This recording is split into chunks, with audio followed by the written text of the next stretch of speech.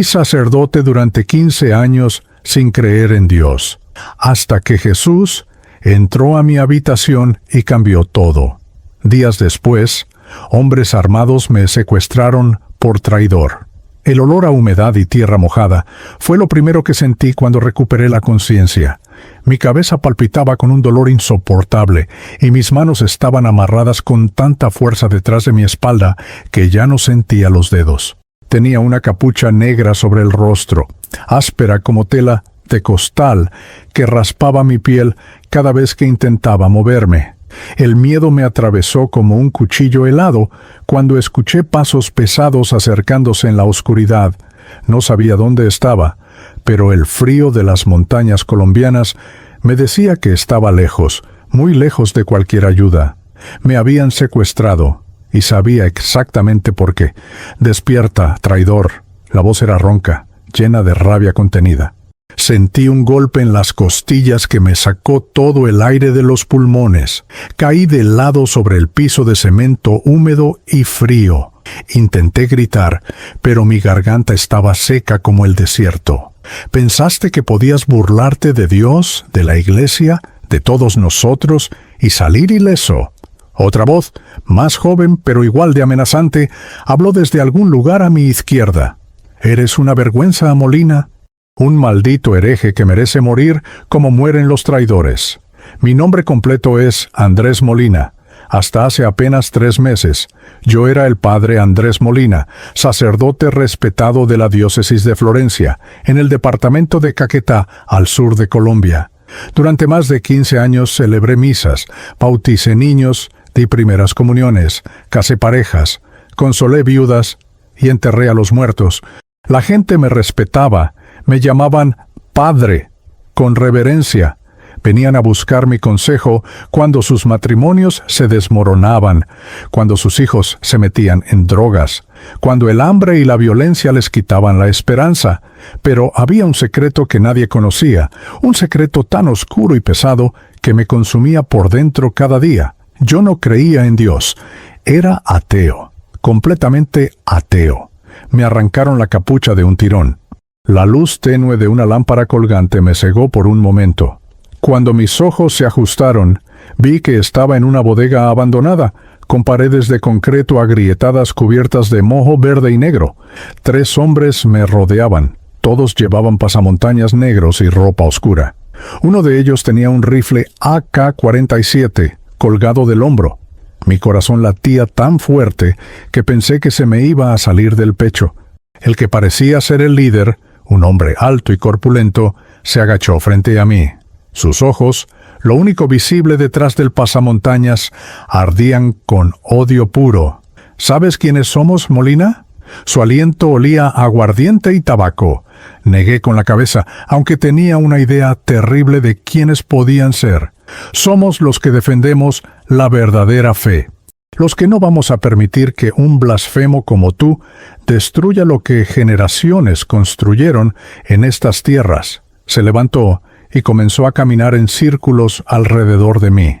Primero nos enteras que dejaste el sacerdocio, luego que te convertiste a esas sectas protestantes evangélicas, y ahora andas por todos lados diciendo que la Virgen María no intercede, que los santos no sirven, que la Iglesia Católica está equivocada. ¿Quién te crees que eres? Las lágrimas comenzaron a rodar por mis mejillas. No eran lágrimas de miedo solamente, aunque estaba aterrado. Eran lágrimas de impotencia, de frustración, de todo lo que había vivido en los últimos meses desde que mi vida cambió para siempre. Yo solo quiero seguir a Jesús, logré decir con voz quebrada. Solo quiero seguir la verdad del Evangelio. El golpe llegó tan rápido que no lo vi venir. El puño del hombre me conectó en la mandíbula y sentí cómo mi boca se llenaba de sangre. «No nombres a Jesús con esa boca sucia», gritó. «Tú no tienes derecho. 15 años mintiendo, celebrando misas sin creer, engañando a la gente, y ahora vienes con que encontraste a Jesús. ¿Eres un farsante, Molina? ¿Siempre lo fuiste?» Tenía razón en algo. Sí fui un farsante durante años, pero lo que no entendía, lo que ninguno de ellos podía entender, era que algo real, algo sobrenatural, algo que desafía toda lógica y razón, me había sucedido hacía 3 meses. Jesús, el verdadero Jesús, no la imagen religiosa que yo repetía mecánicamente en las misas, me había visitado. Había entrado literalmente a mi habitación una noche y transformó todo mi ser, y desde ese momento nada volvió a ser igual. ¿Por qué lo hiciste? La voz más joven volvió a hablar. Se acercó y se sentó en una caja de madera frente a mí. ¿Por qué dejaste todo? Tenías respeto, tenías una posición, tenías comida, techo. La gente te admiraba. ¿Por qué tirarlo todo por irte con esos evangélicos fanáticos? Respiré profundo, saboreando mi propia sangre. Porque viví mintiendo toda mi vida, dije. Y mi voz sonó más firme de lo que esperaba. Porque durante 15 años fui un sepulcro blanqueado, limpio por fuera, pero lleno de muerte por dentro. Porque perdí mi fe hace mucho tiempo y me convertí en un actor representando un papel que ya no sentía. Y porque Jesús tuvo misericordia de mí, de este pecador soberbio e incrédulo, y me mostró la verdad. El líder soltó una carcajada amarga. ¿La verdad? ¿Y cuál es tu verdad, Molina? ¿Que la iglesia de 2000 años está equivocada? ¿Que millones de católicos están perdidos? ¿Que tú, con tu experiencia mística de 3 meses, ahora eres el iluminado? No soy iluminado, respondí, y las lágrimas seguían cayendo. Soy el peor de los pecadores. Engañé a familias enteras, prediqué lo que no creía, tomé dinero de ofrendas mientras mi corazón estaba muerto. Pero Cristo me encontró cuando yo no lo buscaba. Él me buscó a mí, y cuando lo encontré, cuando realmente lo conocí, no pude seguir mintiendo. No pude seguir viviendo en la hipocresía. Hubo un silencio pesado en la bodega. Solo se escuchaba el viento golpeando las láminas del techo y el goteo constante de agua en algún rincón. El tercer hombre, que hasta ahora había permanecido callado, habló con voz más suave, pero no menos amenazante. Tienes 2 opciones, Andrés. Puedes retractarte públicamente de todo lo que has dicho. Puedes pedir perdón a la diócesis, regresar a la iglesia y olvidarte de esta locura evangélica. O puedes morir aquí, esta noche, en estas montañas donde nadie te va a encontrar. El miedo más profundo que había sentido en mi vida me invadió en ese momento. Pensé en mi madre, una mujer de 72 años que nunca entendió mi conversión y que me rogó llorando que no abandonara el sacerdocio. Pensé en mi hermana Lucía y sus 3 hijos que me adoraban. Pensé en las amenazas que había recibido por teléfono durante semanas, los mensajes de odio en redes sociales, las miradas de desprecio cuando caminaba por las calles de Florencia. Pero sobre todo, pensé en aquella noche hace 3 meses, cuando Jesús entró a mi habitación en la rectoría. Cerré los ojos y, por primera vez desde que desperté en ese lugar horrible, sentí una paz extraña invadir mi corazón. No era una paz que viniera de mí mismo. Era algo externo, algo poderoso, algo que me envolvía como un abrazo invisible. Y en ese momento comprendí algo que cambiaría todo. Vale la pena morir por Cristo cuando realmente lo has conocido. Vale la pena perderlo todo cuando has ganado la vida eterna. Vale la pena el rechazo, la traición, el secuestro, incluso la muerte, cuando has experimentado el amor real de Dios. Abrí los ojos y miré directamente al líder. No voy a retractarme, dije con una firmeza que no sabía que tenía. Pueden matarme si quieren, pero no puedo negar lo que viví. No puedo negar a aquel que me salvó cuando yo era su enemigo. Acepté a Cristo y no hay vuelta atrás. Mi historia no comenzó con odio hacia Dios. Comenzó con amor. Un amor puro, infantil, lleno de esperanza. Nací en 1978 en el pequeño municipio de Pitalito, Huila, en una familia profundamente católica. Mi madre, Esperanza Molina, era catequista de la parroquia San Pedro y organizaba las novenas de aguinaldos cada diciembre. Mi padre, Roberto, trabajaba como conductor de buses intermunicipales, pero nunca faltaba a misa los domingos. Teníamos poco dinero. Vivíamos en una casa humilde de bareque con piso de cemento y techo de zinc que sonaba como tambor cuando llovía. Pero teníamos fe, o al menos eso creíamos. Desde niño fui diferente. Mientras mis hermanos jugaban fútbol en las calles polvorientas del barrio, yo me quedaba leyendo vidas de santos que mi madre me regalaba. Me fascinaban las historias de San Francisco de Asís, de Santa Teresa de Ávila, del Padre Pío. Soñaba con ser como ellos, con entregar mi vida completamente a Dios, con hacer milagros, con ser santo. A los 12 años, durante un retiro espiritual en la parroquia, sentí por primera vez lo que creí que era el llamado de Dios.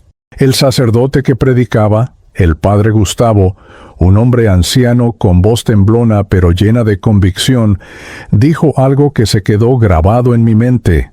Dios llama a los que Él escoge. Si sientes inquietud en tu corazón, no la ignores. Puede ser el llamado al sacerdocio. Esa noche, arrodillado junto a mi cama, con mi madre rezando el rosario en la sala y el sonido de los grillos entrando por la ventana, sin vidrio, hice una promesa. Here, Señor, si me quieres para ti, aquí estoy. Quiero ser sacerdote. Lloré esa noche. Lloré porque sentía algo profundo, una emoción que no podía explicar, una mezcla de miedo y emoción. Mis padres se pusieron felices cuando les conté. Mi madre lloró de alegría. Un sacerdote en la familia. ¡Qué honor, Dios mío! ¡Qué bendición! Mi padre me abrazó fuerte y me dijo, «Estoy orgulloso de ti, mijo. Vas a hacer grandes cosas para el reino de Dios». A los 14 años entré al seminario menor en Garzón. Dejé mi casa, mi familia, mis amigos. Fue difícil al principio. Extrañaba la comida de mi madre, las risas de mis hermanos, el calor del hogar. Pero me adapté rápido. Era disciplinado, estudioso, obediente. Los formadores me querían. Mis compañeros me respetaban. Durante esos años estudié latín, filosofía básica, historia de la Iglesia. Memorizaba pasajes de la Biblia, rezaba el breviario todos los días, participaba en las misas matutinas a las 5 de la mañana. Todo parecía perfecto.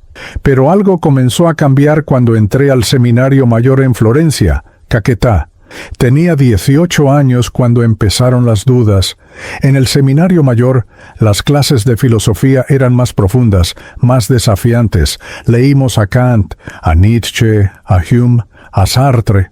Estudiamos las críticas racionalistas a la fe, el problema del mal, las contradicciones aparentes en los textos bíblicos. Yo era brillante académicamente, tenía sed de conocimiento, pero cada libro que leía, cada argumento filosófico que analizaba, parecía erosionar poco a poco los cimientos de mi fe infantil. Empecé a hacerme preguntas incómodas. ¿Por qué un Dios bueno permite tanto sufrimiento? ¿Por qué la Biblia tiene tantas inconsistencias históricas? ¿Cómo sabemos que nuestra religión es la verdadera entre miles? Hablé con mis formadores sobre estas dudas. El padre Julián, mi director espiritual, me decía, «Andrés, la fe y la razón no se contradicen. Estas dudas son normales, son parte del proceso de maduración espiritual. Reza más, ayuna, confía en Dios». Pero sus respuestas comenzaron a sonarme vacías, como fórmulas repetidas mecánicamente sin sustancia real. Seguí adelante porque ya había invertido años de mi vida en este camino, porque decepcionar a mi familia era impensable, porque no sabía qué más hacer con mi vida. Me ordenaron sacerdote a los 25 años, en una ceremonia hermosa en la Catedral de Florencia. Mi madre lloraba de emoción en la primera fila. Mi padre me miraba con orgullo. Mis hermanos tomaban fotos. El obispo me impuso las manos y dijo las palabras solemnes: «Recibe el Espíritu Santo. A quienes perdones los pecados, les quedarán perdonados». En ese momento, postrado en el piso frío de la catedral, con los brazos extendidos en forma de cruz, sentí nada, absolutamente nada. Solo el frío del mármol contra mi frente y un vacío terrible en el pecho. Pero sonreí, actué mi papel perfectamente.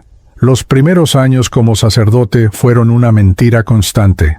Me asignaron a una parroquia pequeña en una vereda rural cerca de San Vicente del Caguán, zona roja por la presencia de grupos armados. La pobreza era extrema. Las familias vivían en casas de madera con piso de tierra, sin electricidad, sin agua potable, niños descalzos con barrigas hinchadas por desnutrición, madres solteras que trabajaban recogiendo café por 10,000 pesos al día, ancianos enfermos sin acceso a medicina. Y en medio de todo ese sufrimiento, yo celebraba misas los domingos hablando del amor de Dios. Hermanos, Dios los ama, decía desde el púlpito improvisado en una escuela sin techo completo. Confíen en su providencia. Él nunca los abandona. Pero por dentro pensaba, si Dios los ama tanto, ¿por qué permite que vivan así? ¿Por qué nacen en esta miseria? ¿Por qué el hijo de doña Carmen murió de malaria a los 5 años? ¿Dónde estaba Dios cuando los paramilitares masacraron a 20 campesinos en la vereda de al lado? Mis palabras eran hermosas, ortodoxas, teológicamente correctas, pero eran vacías. Yo ya no creía nada de lo que predicaba. Con el tiempo desarrollé una doble vida perfecta. Por fuera era el padre Andrés Molina, respetado, carismático, buen predicador. La gente venía a confesarse conmigo. Padre, pequé, me decían arrodillados detrás de la rejilla. Mentí a mi esposa. Robé dinero. Tengo pensamientos impuros. Y yo les daba la absolución. Te absuelvo de tus pecados en el nombre del Padre, del Hijo y del Espíritu Santo. Pero pensaba, todo esto es teatro, no hay perdón real aquí, no hay Dios escuchando, solo 2 personas engañándose mutuamente. Bauticé cientos de niños derramando agua sobre sus cabecitas mientras pronunciaba fórmulas latinas. Casé parejas diciéndoles que su unión era sagrada ante Dios. Di primeras comuniones explicando la presencia real de Cristo en la Eucaristía. Ungí enfermos en sus lechos de muerte prometiéndoles que irían al cielo. Y todo, absolutamente todo, lo hacía sin creer una sola palabra. Era un actor consumado, nadie sospechaba, ni siquiera mi propia familia. Mi ateísmo no era emocional, era intelectual, frío, calculado. Leía a Richard Dawkins, a Christopher Hitchens, a Sam Harris. Me convencí de que la religión era el opio del pueblo, un mecanismo de control social, una ilusión reconfortante para mentes débiles que no podían enfrentar la dureza de la existencia. Me sentía superior, más inteligente, libre de las cadenas de la superstición, mientras los demás seguían esclavizados a mitos antiguos. Mi soberbia intelectual crecía cada día. Pero había momentos de crisis, momentos donde la máscara amenazaba con caerse, como aquella vez que la señora Patricia, una mujer viuda con 4 hijos, vino llorando a la rectoría. Padre, mi hijo mayor se metió a las FARC, me lo llevaron hace una semana, tiene solo 16 años. Ayúdeme a orar por él, ayúdeme a traerlo de vuelta. Se arrodilló frente a mí sollozando, agarrando mi sotana con sus manos ásperas de tanto trabajo. Usted tiene línea directa con Dios, Padre. Pídale que me devuelva a mi hijo. Sentí una mezcla de lástima y rabia. Lástima por su dolor genuino, rabia por su ingenuidad. Vamos a orar juntos, hermana Patricia, le dije con mi voz pastoral más suave. Puse mis manos sobre su cabeza e improvisé una oración bonita, llena de palabras espirituales, citando salmos. Ella lloraba y decía, amén, a cada frase. Cuando terminé, me besó las manos y se fue con esperanza renovada. Yo me quedé solo en la rectoría vacía, mirando el crucifijo en la pared, y pensé, ese niño probablemente ya está muerto, o se convirtió en guerrillero. No hay Dios que lo vaya a salvar. No hay milagros, solo hay suerte o desgracia. 3 meses después, encontraron el cuerpo del muchacho en una fosa común. Doña Patricia nunca volvió a la iglesia. Los años pasaron, me transferían de parroquia en parroquia. Siempre el mismo ciclo. Misas dominicales, confesiones, bautizos, bodas, funerales, reuniones diocesanas donde discutíamos presupuestos y calendarios litúrgicos, celebraciones de Semana Santa, donde actuaba la Pasión de Cristo con lágrimas falsas, Navidades donde predicaba sobre el nacimiento del Salvador sin sentir nada. Mi vida era cómoda en muchos sentidos. Tenía comida, techo, respeto social, una posición de autoridad. ¿Para qué arriesgarlo todo diciendo la verdad? Pero por dentro me estaba muriendo. Cada misa era una tortura psicológica. Cada vez que levantaba la hostia y decía, «Este es mi cuerpo», sentía que traicionaba mi propia integridad. Cada vez que escuchaba confesiones y daba absolución, sentía que era un fraude. Comencé a tomar más aguardiente los viernes por la noche, solo en mi habitación, tratando de callar la voz de mi conciencia que me gritaba, «Hipócrita, mentiroso, farsante». Llegué a un punto donde pensé en dejarlo todo, en renunciar públicamente, confesar mi ateísmo, buscar otro trabajo. Pero el miedo me paralizaba. ¿Qué iba a decir mi familia?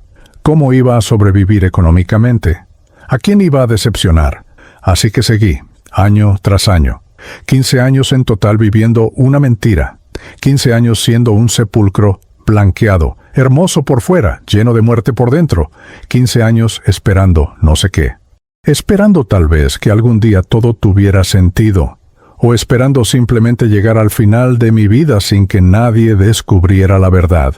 Pero Dios, el Dios real, que yo negaba con tanta soberbia, tenía otros planes para mí. Y todo cambió una tarde de marzo, cuando una niña humilde se acercó después de misa y me dijo algo que quebró mi mundo de mentiras. Era un domingo de marzo de 2024, uno de esos días calurosos y húmedos típicos del Caquetá, donde el sol golpea sin piedad y el aire se siente espeso como sopa caliente. Acababa de terminar la misa de 11 de la mañana en la parroquia Nuestra Señora del Carmen, en Florencia. Había sido una celebración rutinaria, como todas. Leí las lecturas del día sin sentir nada.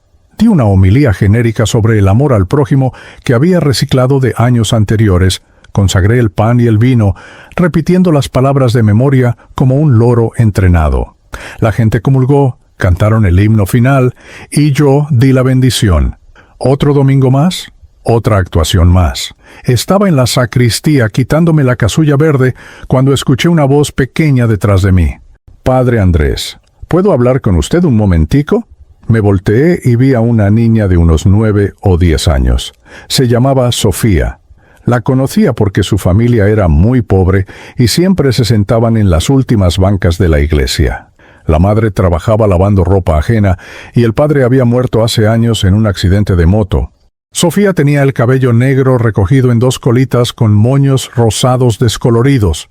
Llevaba un vestido floreado que le quedaba grande, probablemente heredado de alguien más, y sus ojos oscuros me miraban con una intensidad extraña.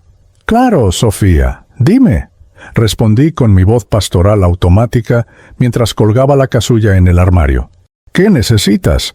Esperaba que me pidiera dinero para medicinas o comida, algo común en esa parroquia donde la pobreza era el pan de cada día, pero lo que dijo me dejó helado.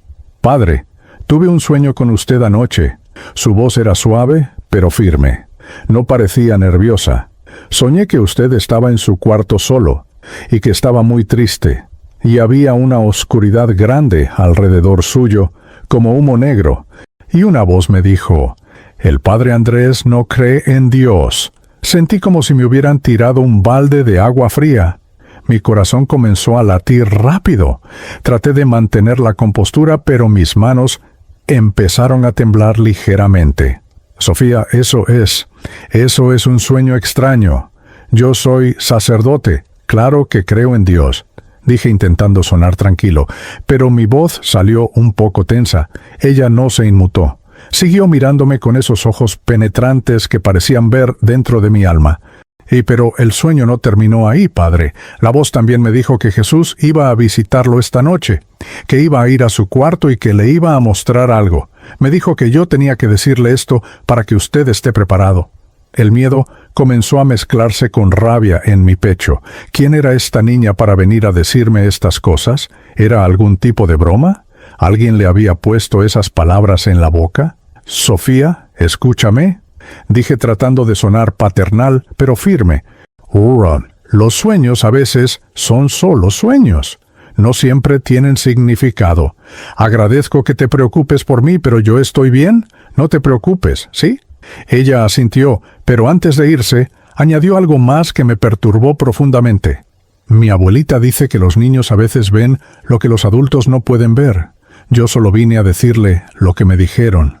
Padre, Dios lo ama mucho. Por eso va a venir Jesús. Y se fue corriendo, sus chancletas de plástico haciendo ruido contra el piso de baldosas. Me quedé solo en la sacristía, paralizado. Mi mente racional de inmediato comenzó a buscar explicaciones lógicas. Es solo una niña con imaginación activa. Probablemente la madre es fanática religiosa y le llena la cabeza de historias. Es coincidencia. No significa nada. Pero había algo en sus palabras, en la forma que me miró, en los detalles específicos que mencionó, que me inquietaban profundamente. ¿Cómo supo ella de mi cuarto? ¿Cómo supo de la tristeza? ¿Cómo supo del secreto que guardaba tan celosamente? El resto del día traté de distraerme. Almorcé en la rectoría con el otro sacerdote que compartía la parroquia, el padre Mauricio, un hombre mayor y bondadoso que realmente creía todo lo que predicaba.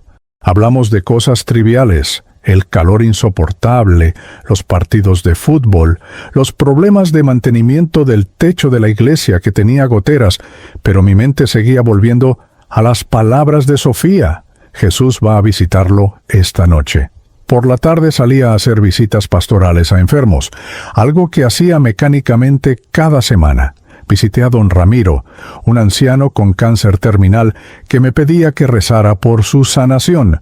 Le di los sacramentos, murmuré oraciones vacías, le dije que Dios tenía un plan. Él me agradeció con lágrimas en los ojos. Yo salí de su casa sintiendo el peso de mi hipocresía más que nunca. Ese hombre iba a morir pronto. No había milagros esperándolo, solo muerte. Y yo alimentaba su falsa esperanza con mentiras piadosas. Regresé a la rectoría cuando ya estaba oscureciendo. Cené poco, apenas un sancocho que preparó la señora que nos cocinaba. El padre Mauricio notó que estaba callado. ¿Te sientes bien, Andrés? Te ves pálido. Le dije que era solo cansancio del calor. Me retiré temprano a mi habitación. Eran apenas las 8 de la noche. Mi cuarto en la rectoría era simple. Una cama individual con sábanas blancas, un escritorio con mi computadora vieja, una repisa con libros de teología que nunca leía ya, un crucifijo en la pared que miraba como mero objeto decorativo y un ventilador de techo que giraba ruidosamente moviendo el aire caliente. Me senté en el borde de la cama y traté de leer, pero no podía concentrarme. Las palabras de la niña seguían resonando en mi mente como un tambor distante, pero persistente. «Esto es ridículo», me dije en voz alta. «Soy un hombre de razón. No voy a dejarme impresionar por los sueños de una niña». Pero mientras más trataba de convencerme, más inquieto me sentía. Decidí escribir en mi diario privado, algo que hacía ocasionalmente para desahogarme. Escribí: «Hoy una niña me dijo que Jesús va a visitarme esta noche. Por supuesto que no va a pasar nada. Jesús no existe. Es solo un personaje histórico que fue deificado por seguidores desesperados. No hay visitas sobrenaturales, no hay milagros, solo hay neurología, psicología, ilusiones. Entonces, ¿por qué tengo este nudo en el estómago? ¿Por qué tengo miedo?» Me detuve, releí esa última línea. Tengo miedo. Era verdad. Tenía miedo. Pero ¿miedo de qué exactamente? ¿Miedo de que nada pasara y confirmar una vez más mi ateísmo? ¿O miedo de que algo sí pasara y destruyera toda mi cosmovisión materialista? Apagué la luz a las 10 de la noche y me acosté tratando de dormir, pero el sueño no venía. El calor era sofocante a pesar del ventilador. Los sonidos de la noche tropical entraban por la ventana. Grillos, ranas, el ladrido lejano de perros callejeros, el ocasional motor de una moto pasando por la calle. Mi mente no dejaba de trabajar, analizando, cuestionando, dudando. Empecé a pensar en mi vida. 15 años de mentiras, 15 años de hipocresía, miles de personas que confiaron en mí, que buscaron mi consejo espiritual, que creyeron que yo tenía conexión con Dios. ¿Cuánto daño había causado? ¿Cuántas veces le di falsas esperanzas a gente desesperada? ¿Cuántas veces celebré sacramentos que para mí no significaban nada, pero para ellos lo eran todo? Y por primera vez en años, sentí algo que no esperaba: vergüenza genuina. No la vergüenza intelectual de ser descubierto, sino vergüenza moral profunda. Me di cuenta en ese momento de que, sin importar si Dios existía o no, lo que yo había hecho estaba mal, profundamente mal. Había usado a gente vulnerable para mantener mi posición cómoda. Había mentido todos los días durante 15 años. Había sido un cobarde. Las lágrimas comenzaron a rodar por mis sienes mientras yacía en la oscuridad mirando el techo. No eran lágrimas de autocompasión. Eran lágrimas de algo más profundo. Algo se estaba quebrando dentro de mí. La armadura de soberbia intelectual, de cinismo, de autosuficiencia, estaba comenzando a agrietarse. ¿Y si existe?, susurré en la oscuridad. ¿Y si realmente existe un Dios y yo he estado equivocado? ¿Y si hay algo más allá de lo material? ¿Y si esa niña realmente tuvo un sueño de Dios? Mi voz tembló.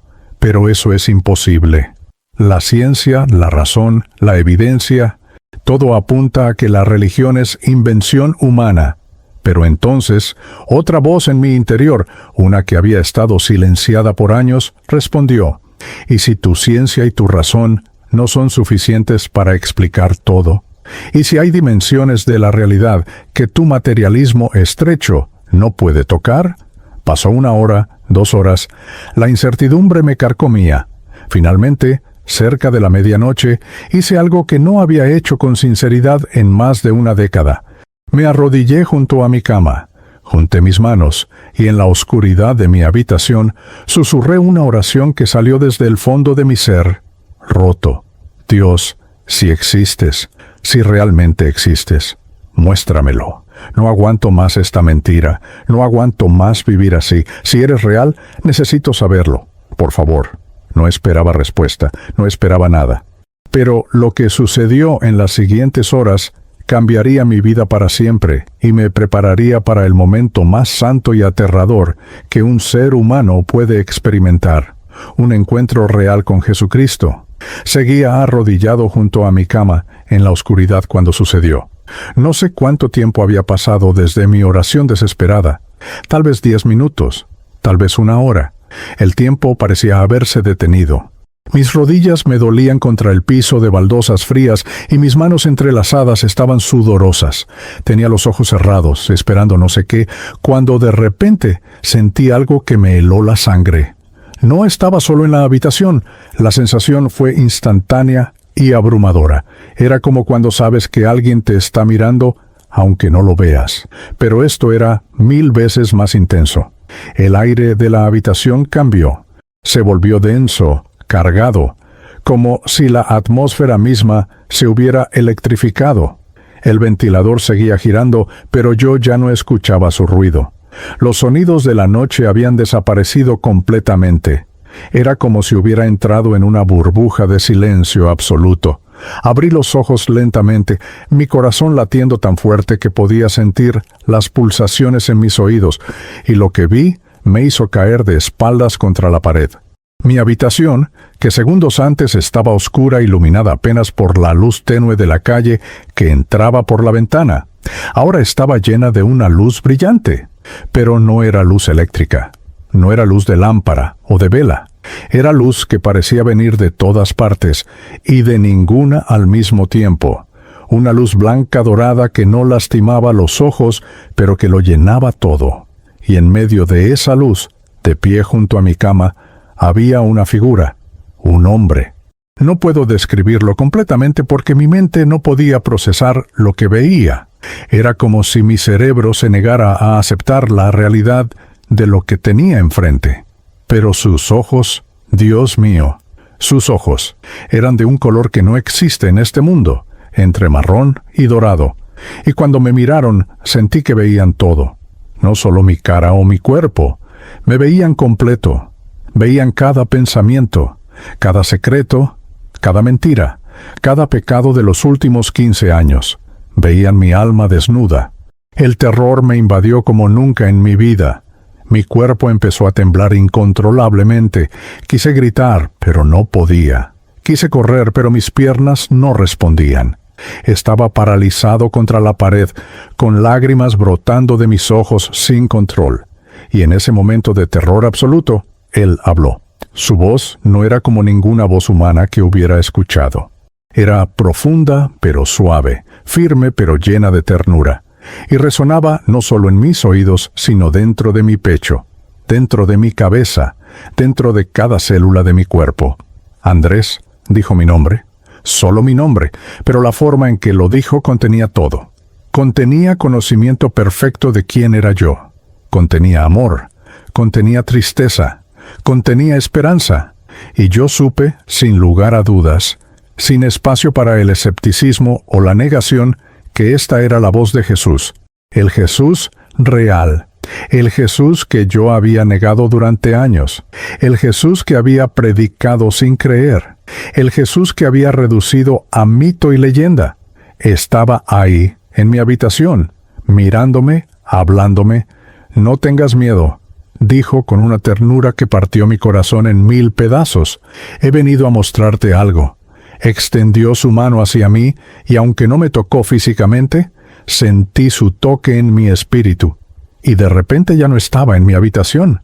O mejor dicho, seguía ahí, pero al mismo tiempo estaba en otro lugar, viendo cosas que no podía estar viendo. Vi mi vida como una película proyectada en el aire, pero no era una película normal. Podía sentir las emociones de cada momento. Vi a mi madre llorando de alegría el día que le dije que quería ser sacerdote. Sentí su amor puro, su esperanza, su orgullo. Y al mismo tiempo sentí la mentira que había en mi corazón, incluso entonces, la duda que ya estaba germinando. Vi mi ordenación sacerdotal, el momento en que el obispo puso sus manos sobre mi cabeza. Vi a mi familia sonriendo en las bancas. Vi a la comunidad que me esperaba con tanta fe. Y vi mi corazón vacío, frío, muerto. Pero lo peor vino después. Vi las misas. Cientos de misas donde celebraba sin creer. Vi las caras de la gente que comulgaba con lágrimas en los ojos, creyendo que estaban recibiendo el cuerpo de Cristo. Vi a doña Patricia arrodillada frente a mí, pidiendo oración por su hijo. Y vi mi cinismo mientras oraba palabras vacías. Vi a don Ramiro el anciano con cáncer, mirándome con esperanza mientras yo le prometía que Dios tenía un plan. Vi a jóvenes que venían buscando dirección espiritual y yo les daba respuestas automáticas mientras por dentro los despreciaba por su ingenuidad. Y lo más devastador, vi el daño. Vi cómo mis palabras vacías habían alimentado falsas esperanzas. Vi cómo mi hipocresía había confundido a gente sincera. Vi cómo había usado mi posición para mantener una vida cómoda mientras la gente que confiaba en mí sufría. No era solo que yo no creía, era que había engañado a miles de personas durante años. Había sido un lobo vestido de oveja, un falso profeta, un mercader del templo. El peso de todo ese pecado me aplastó. Caí de rodillas sollozando. «Lo siento», gemí entre lágrimas. «Lo siento mucho. Perdóname. Soy un mentiroso. Soy un hipócrita. Soy el peor de los pecadores. No merezco tu perdón. No merezco estar vivo». Las palabras salían de mí como vómito. Años de culpa reprimida explotando de una vez. Pero entonces Él hizo algo que nunca olvidaré mientras viva. Se arrodilló frente a mí, Jesucristo, el Hijo de Dios, el Creador del universo, se arrodilló a mi altura y puso sus manos sobre mis mejillas. Sus manos eran reales. Podía sentir su calor, podía sentir su textura. Y cuando me hizo levantar la cabeza para mirarlo a los ojos, vi algo que destruyó completamente todas mis defensas. Vi amor, amor puro, incondicional, imposible de describir con palabras humanas. «Andrés, yo nunca te dejé», dijo su voz, quebrándose con emoción. «Todos estos años que pensaste que no existía, todos estos años que me negaste, yo estaba ahí, esperando este momento, esperando que llegaras al final de ti mismo para poder mostrarte quién soy realmente». Las lágrimas comenzaron a rodar por su rostro. Jesús estaba llorando. Por mí, Por este sacerdote ateo y soberbio, te amo, Andrés, siempre te he amado, incluso cuando me odiabas, incluso cuando me negabas, incluso cuando usabas mi nombre para mentir. Te amo. Algo se rompió dentro de mí en ese momento. No era solo arrepentimiento, era algo más profundo. Era la muerte del viejo Andrés. El Andrés ateo, cínico, soberbio, autosuficiente. Se estaba muriendo ahí mismo en esa habitación. Y grité con todas mis fuerzas. Perdóname, sálvame. No quiero vivir más así. Te necesito. Acepté a Cristo. Acepto todo. Acepto tu perdón. Acepto tu amor. Acepto tu señorío. Y cuando dije esas palabras, cuando realmente las sentí desde lo más profundo de mi ser, sucedió algo indescriptible. Sentí como si algo negro, pesado, sucio, fuera arrancado de mi pecho. Físicamente sentí un dolor agudo seguido de un alivio inmenso.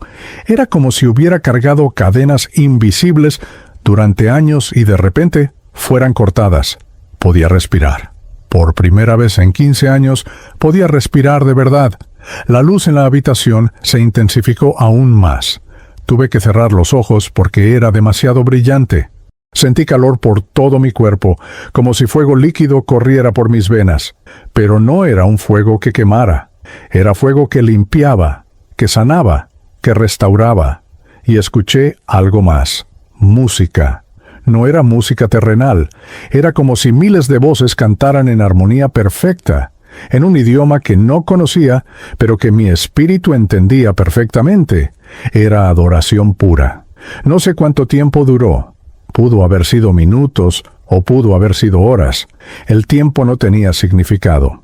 Pero cuando finalmente la luz comenzó a disminuir y pude abrir los ojos, estaba solo en mi habitación de nuevo. El ventilador giraba normalmente. Los sonidos de la noche habían regresado. Todo parecía normal, excepto que yo ya no era la misma persona.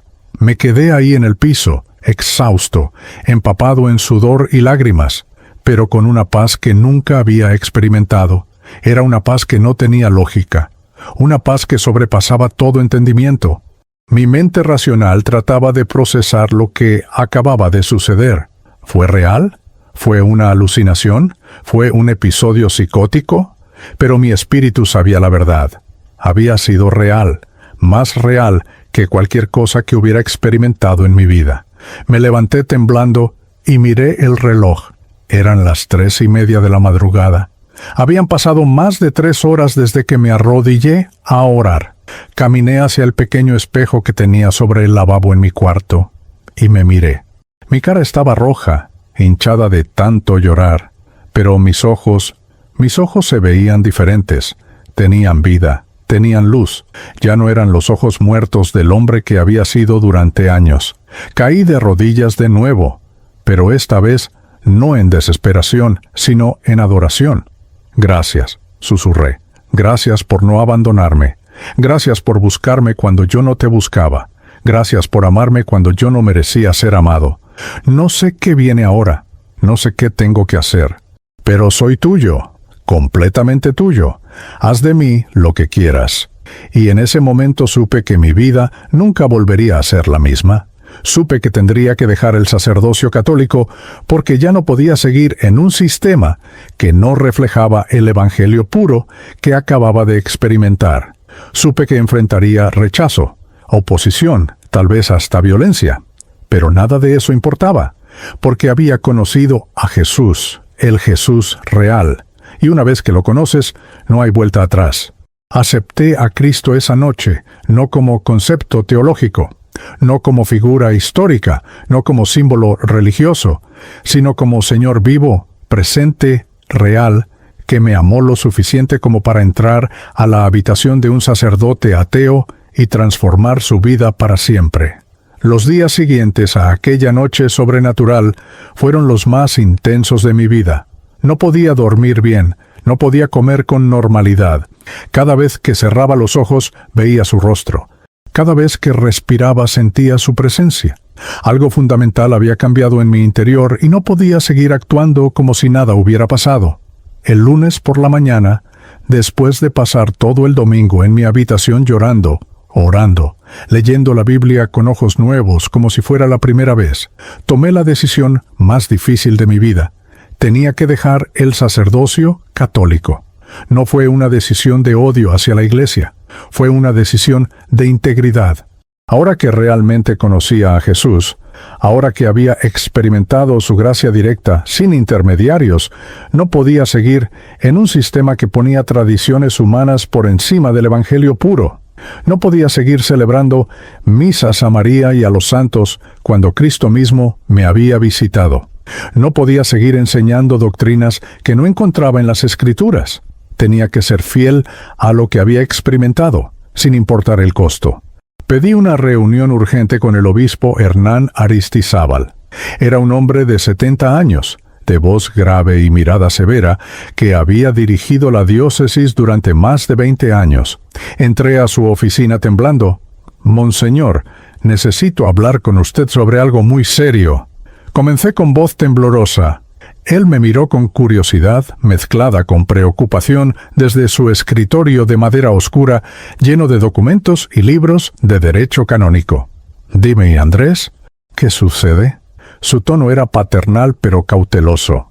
Me senté frente a él y durante la siguiente hora le conté todo. Le conté sobre mis años de ateísmo secreto. Le conté sobre la niña Sofía y su sueño profético. Le conté sobre el encuentro sobrenatural con Jesús. Le conté que ahora creía de verdad, pero que no podía seguir como sacerdote católico porque mi conciencia me lo impedía. Necesito seguir a Cristo según el Evangelio es, Monseñor. Solo Cristo, solo la Biblia, solo la gracia. No puedo seguir aquí. El silencio que siguió fue aplastante. El obispo me miró fijamente durante lo que pareció una eternidad. Luego su expresión cambió de preocupación a decepción y finalmente a algo que parecía desprecio. «Andrés», dijo lentamente, «lo que describes suena a delirio psicológico. Probablemente necesitas ver a un psiquiatra. Estos episodios místicos pueden ser síntomas de estrés, de agotamiento pastoral, incluso de esquizofrenia. No puedes tomar decisiones tan graves basándote en alucinaciones». «No fue una alucinación, Monseñor», respondí con firmeza, que me sorprendió a mí mismo. Fue real, más real que esta conversación. Jesús vino a mí, y ahora tengo que seguirlo de verdad. El obispo se puso de pie bruscamente. «Esto es una traición a tu vocación, a tu ordenación, a la iglesia que te formó.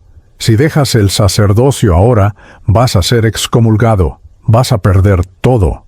Vas a ser señalado como apóstata, como hereje. Tu familia te va a rechazar. La comunidad te va a despreciar. ¿Eso es lo que quieres?» «No quiero eso», dije con lágrimas en los ojos. «Pero tampoco puedo negar lo que viví. Acepté a Cristo de verdad esa noche. Y si seguirlo significa perderlo todo, entonces lo acepto. Prefiero perderlo todo y tener a Cristo que tenerlo todo y vivir en mentira otra vez». El obispo negó con la cabeza, su rostro enrojecido de frustración. «Vos tienes una semana para reconsiderar. Si persistes en esta locura, procederemos con la destitución oficial. Ahora sal de mi oficina». Esa semana fue un infierno. Corrió la noticia entre el clero local de que el padre Andrés Molina estaba teniendo una crisis de fe y quería dejar el sacerdocio por los evangélicos.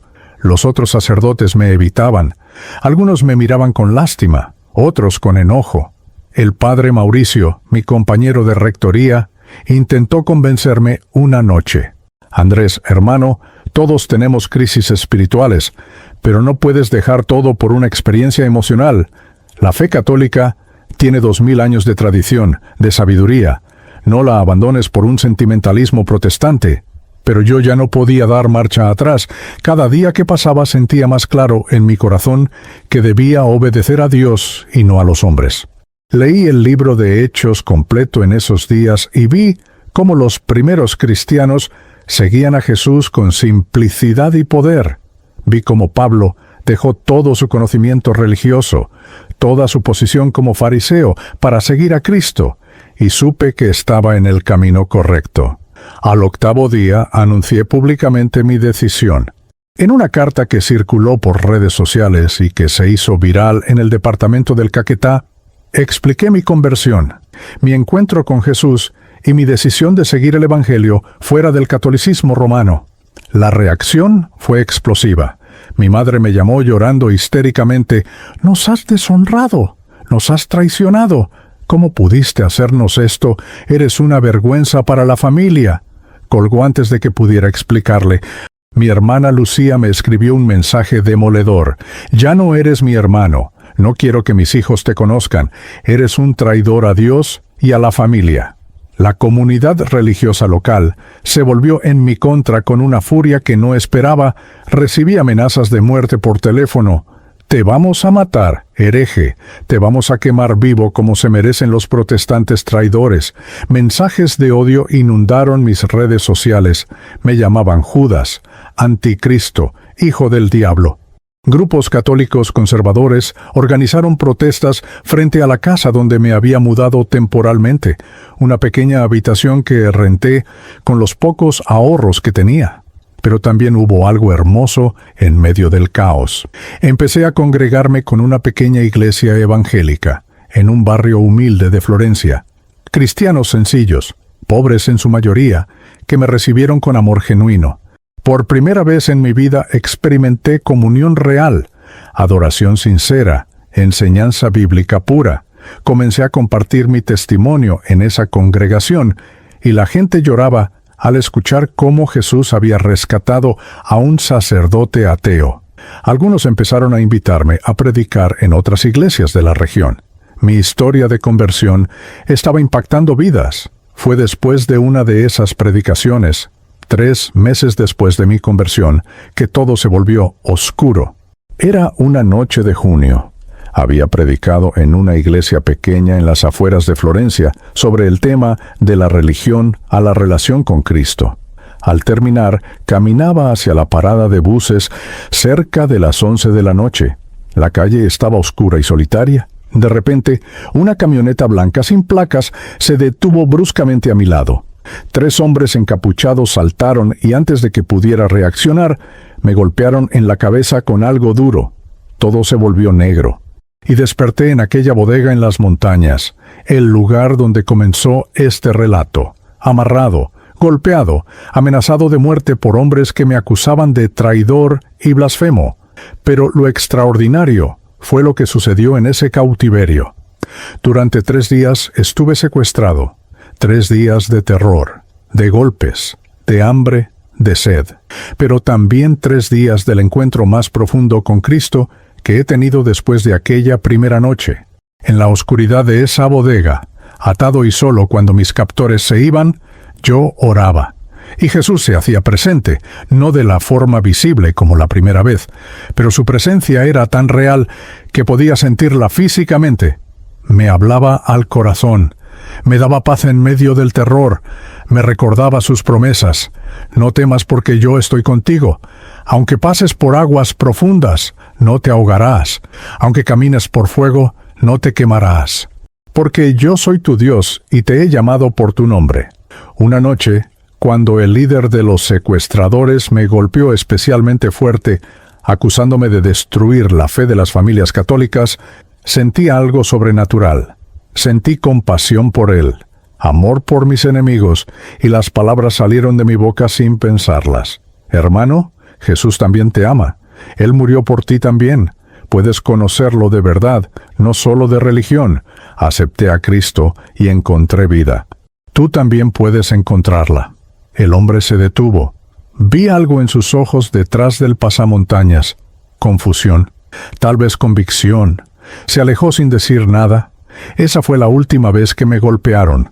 Al tercer día, el más joven de los secuestradores, el que había hecho menos preguntas, entró solo a la bodega.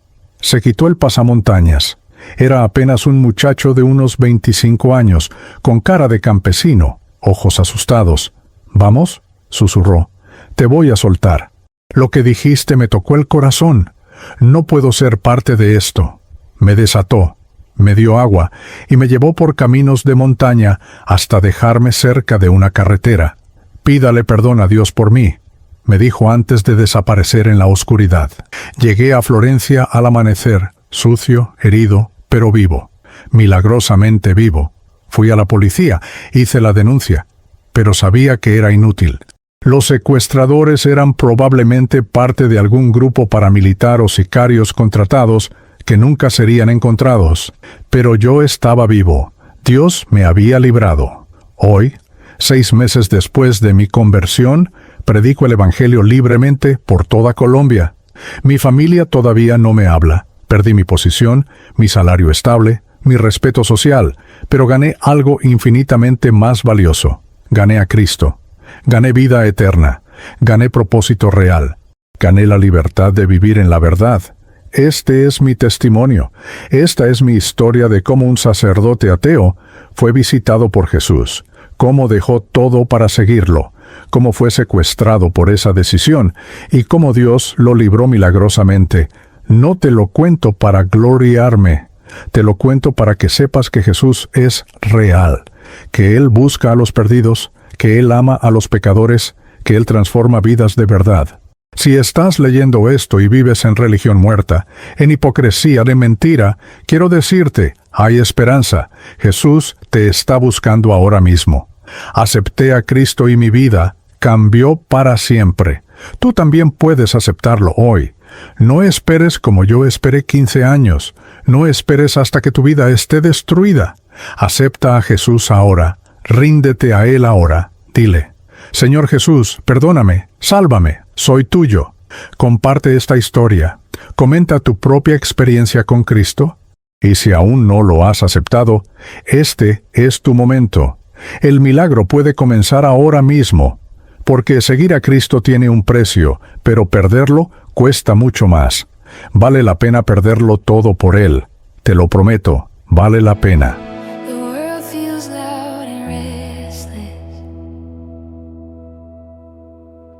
My thoughts don't slow down. I've been carrying tomorrow, trying to figure it out. I've been building walls for safety, but they never kept me warm. Then you called me into shelter where I belong. I don't have to stay alert, I don't have to stay afraid. I am safe inside your love, where the noise can't reach my heart. I am safe inside your love, where you are. When the night is long and cold, when I feel I've had enough, I am safe, I am safe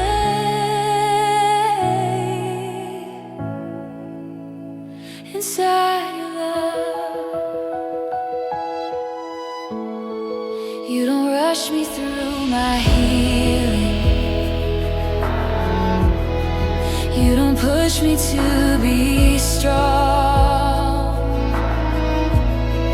You just hold me in the waiting till the fear is gone. I don't stand on what I feel, I stand on who you are. I am safe inside your love, where the noise can't reach my heart. I am safe inside your love, where you are. When the night is long and cold,